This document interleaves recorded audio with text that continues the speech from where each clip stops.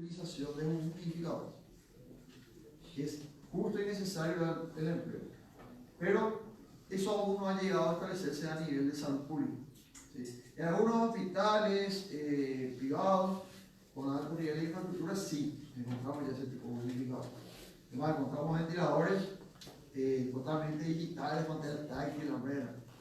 Pero hay hospitales públicos que todavía estamos encontrando ventiladores analógicos. Una perillita y vas ajustando y intentando hacer un trabajo.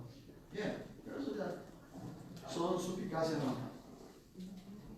Entonces, estos factores que estamos viendo aquí son los que básicamente en un paciente crítico van a influir en el control y manejo de las secreciones. Ahora yo les hago una pregunta. ¿Cuándo se puede y cuándo no se puede trabajar con un paciente crítico? ¿Cuál es la regla de oro para el trabajo con un paciente crítico?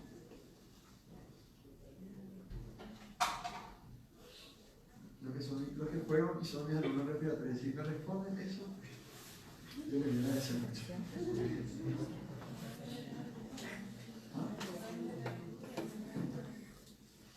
Esa es una condición relativa. La que una condición absoluta es paciente hemodinámicamente estable. ¿De acuerdo? Paciente hemodinámicamente estable. Esa es la necesidad que tenemos, el requerimiento máximo, el estándar de oro que tenemos para tratar a un paciente crítico. Si el paciente no está hemodinámicamente estable, ese paciente no recibe un abordaje desde el punto de vista respiratorio y cardiovascular. ¿Okay? Podemos hacer, para un poquito de confort del paciente, complementar la terapia con movilizaciones pasivas. ¿Okay? Va a haber cierto confort, pero hasta ahí. No nos metamos con la bomba respiratoria ni cardiovascular porque vamos a tener un problema de amplias magnitudes. Y hay otra cosa. Hay mucha gente que dice, andamos y sale pasivo, sale movilización pasiva. ¿Cuál es el fin de una movilización pasiva? Prevenir retracciones y mantener rango de movimiento, ¿verdad? Y lo más simpático que los muchachos hacen es, le agarran al paciente, ¿verdad? 1, 2, 3, 4, 5, 6, 7, 8, hasta 999.000 pueden encontrar y ya le hice su movilización pasiva. Es un error. ¿Okay? ¿Cómo se trabaja movilización pasiva en este tipo de pacientes? Se hacen entre 3 a 5 movilizaciones pasivas con el fin de que el líquido intraarticular, yo sinovial en la garganta de articulaciones, no se produzca un proceso de retracción articular. ¿Sí? Si ustedes hacen más movilizaciones, lo único que van a hacer mayor débito cardíaco y el paciente va a descompensar. Lo único que tienen que buscar con la movilización pasiva es justamente que la articulación no pierda su grado de movimiento, pero no cometer el error de mayores repeticiones, voy a prevenir más el grado de movimiento. Porque también al hacer mayores movilizaciones pasivas, en una de esas podemos producir una respuesta a través de los reflejos miocárdicos, ¿sí? En el inverso y el directo. Y de repente, 1, 2, una contractura. ¿Ok? Entonces ahí le vamos a dar dos problemas. El paciente sigue hemodinámicamente inestable, más una contractura que le está produciendo más dolor y que lo va a volver más inestable. ¿Comprenden? ¿Sí? Entonces la movilización pasiva en terapia no es tampoco una carrera de repetición a ver cuánto aguanta. No. Son pocas repeticiones, pero sí en el máximo rango de movimiento posible. Bueno, una cronización bacteriana. Y las cronizaciones bacterianas son muy frecuentes en pacientes que son inmunosuprimidos.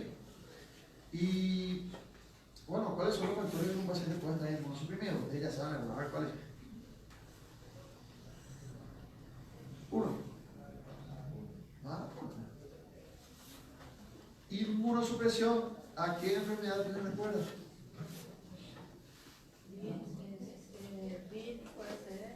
¿No? Lupus, bien. VIH, que ahora ya no se dice más personas con VIH, se dice PPVS, personas que viven con el virus. ¿Okay? Bien, ¿algo más? ¿CA? ¿Sí? ¿CA? ¿Algo más? Vamos. yo puedo tener un pequeño atrevimiento. Quizás muchos de los que están en este auditorio tienen alguna particularidad de inmunosupresión o inmunodepresión. Estrés. Muy bien. Estrés. El estrés es uno de los principales problemas que induce a una inmunosupresión o depresión. ¿Ok? ¿Está bien? Y no es decir, todo el mundo está estresado. Sí, y todo el mundo tiene problemas con su defensa. ¿Verdad? ¿Quién es acaso un alérgico? ¿Quién es el levantado con él? Así tipo. Ok, perfecto. ¿Quién de repente no puede comer algo? Que aman así, tipo chocolate. No lo puedo comer por mi chocolate.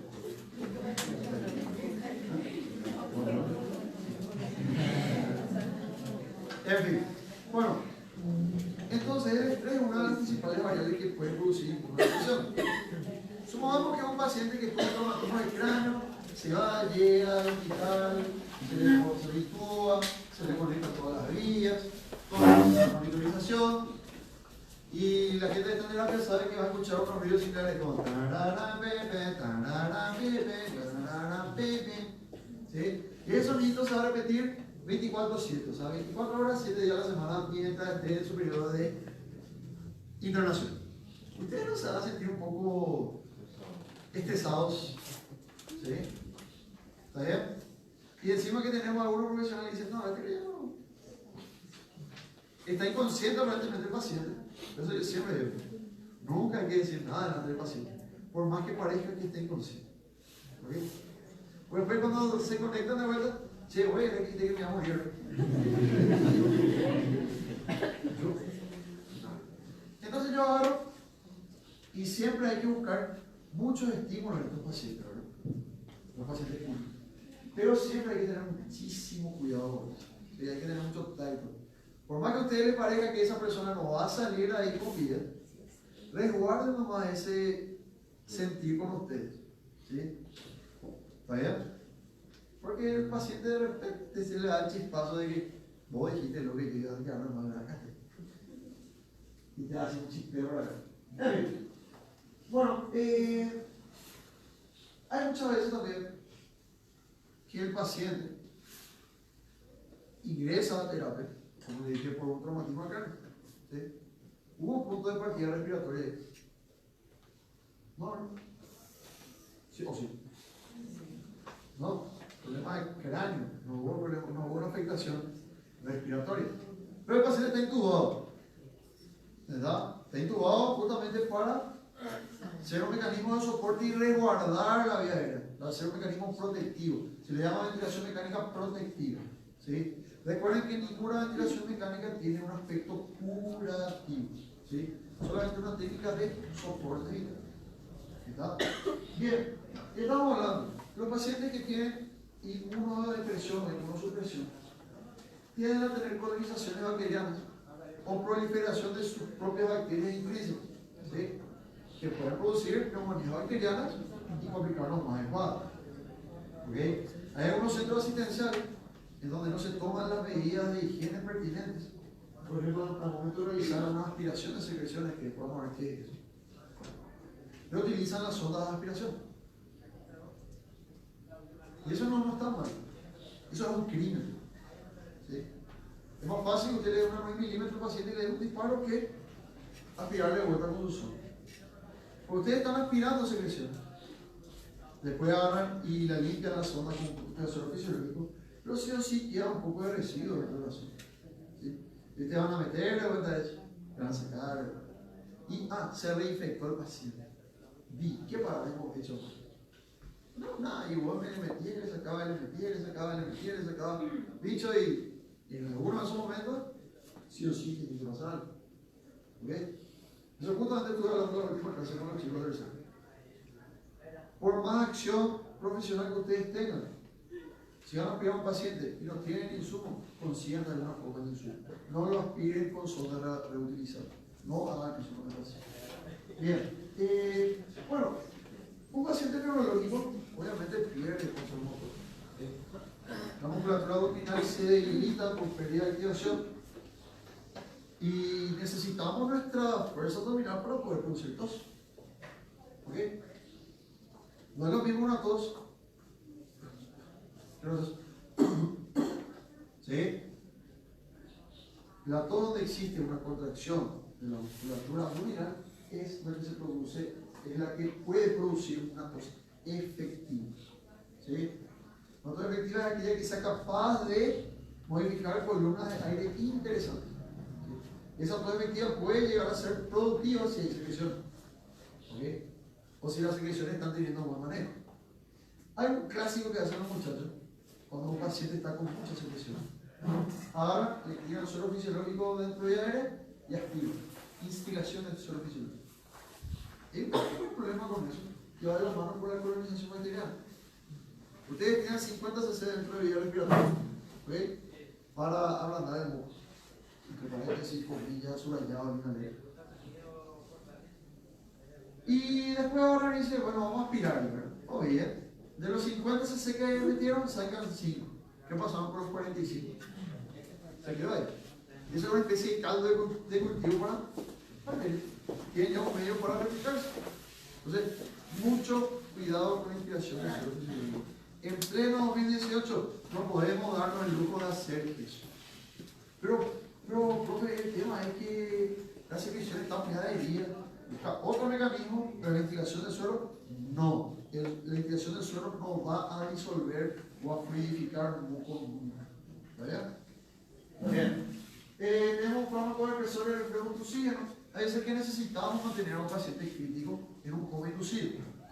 ¿Okay? Obviamente ese paciente va a tener pérdida del reflejo inducido. Hay casos, por ejemplo, cuando hay traumatismo del cráneo muy severo. ¿Sí? El paciente pierde el reflejo inducido. ¿Sí? Puede estimular a través de una técnica que se llama tostinésica. Le meten la zona de aspiración para activar un poco de secreciones. Al ingresar a la zona, el paciente ya tiene que tener un reflejo inducido. ¿Sí? Pues los detectores traqueales detectan la presencia de un cuerpo extraño y empiezan a estimular el mecanismo de la tos. ¿Sí? Pero el paciente con un traumatismo del cráneo severo, con una decorticación, ¿sí? Se le meten la sonda y el paciente no tose. Hace la aspiración y el paciente no tose. ¿Sí? Y al lado está la madre diciéndote, mire mi hijo revale, él no tose, lo como lo otro. Porque, como les digo, está el concepto erróneo de que la tos es algo malo. Y después le miran a la madre y digo, no sabéis qué tacto vas a tener para decirle, en realidad, señor, lo que pasa es que tu hijo no tose porque no puede toser. ¿Y tiene que toser? Tiene que toser. ¿Y cómo puede toser? No puede toser. No puedo palabras. ¿Sí? Bien. Y después otro factor que influye muchísimo son los elementos implicados con el dolor, con la inmovilización y con la posición del decúbito supino. Como dijo el profe Raúl en su charla, los muchachos ven a un paciente con vías y automáticamente es 2 pasos atrás y las cruces. ¿Verdad? Y en realidad al paciente no le preocupan mucho los cables que tiene, como ellos dicen. Yo como kinesiólogo me preocupo más por la enfermera que está atrás mío oliéndome el cuello, por si yo sin querer queriendo desprendo la vía central. Y la enfermera te mata, tiene todo el derecho a hacerlo. ¿Sí? Que hay que tener cierta precaución nada más. El paciente hasta se puede parar de esa cama de terapia. Conectado. Ustedes tienen que ser capaces de dimensionar nomás la longitud de las vías, la longitud de la zona en la que está conectado el paciente. Y trabajar con eso. Asegurar ese mecanismo puede brindar mucho más beneficio al paciente que cualquier otra cosa. O sea, el movimiento en terapia intensiva está más que permitido, es una necesidad de la terapia intensiva. Hay muchos artículos nuevos que insisten en una movilización temprana en la UCI como un factor pronóstico de alta temprana de la terapia intensiva. A tener en cuenta. Bueno, entonces tenemos el personaje que entra por X motivo a la terapia. Y tenemos 3 elementos, las complicaciones que pueden aparecer dentro de la terapia. Acá en nuestro país es muy común las famosas infecciones intrahospitalarias. ¿Sí? Es una complicación. ¿Sí? los medicamentos utilizados para intentar controlar la enfermedad de base, ¿sí? Y la inmovilización prolongada. Todo esto va a traer a un síndrome de desacondicionamiento físico. ¿Vean? En el mejor de los casos va a traer. Pero los casos que se están viendo repetición obviamente son las polineuropatías del paciente clínico.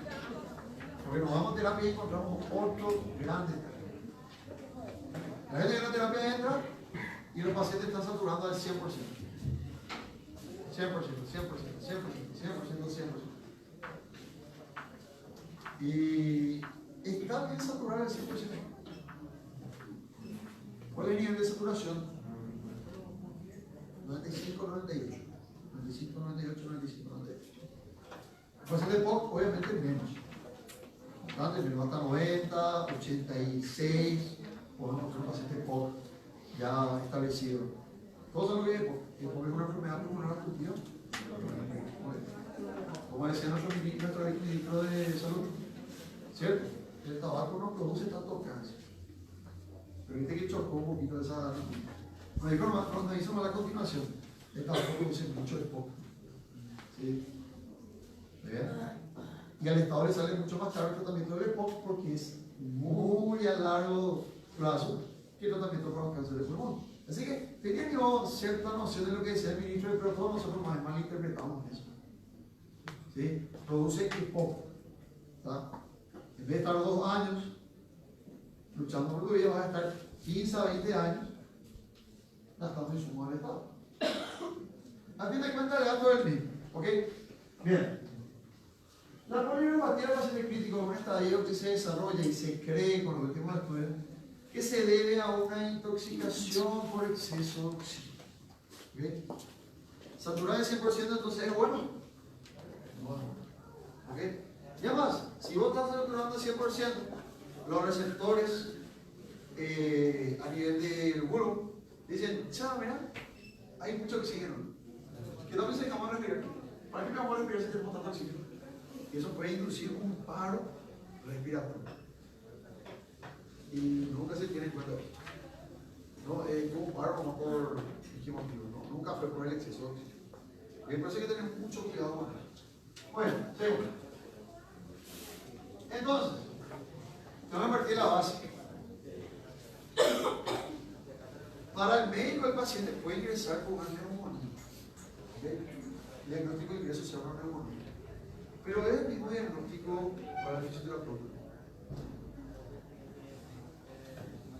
Fuerte, quiero escuchar esa. No. El kinesiólogo tiene que trabajar con un diagnóstico kinésico. No tiene que trabajar con el diagnóstico médico. ¿Sí? ¿Cuál podría ser una posible forma de dar el diagnóstico kinésico de una neumonía? Puede ser una disminución de la capacidad vital y de volumen tidal o volumen corriente de base pulmonar derecha.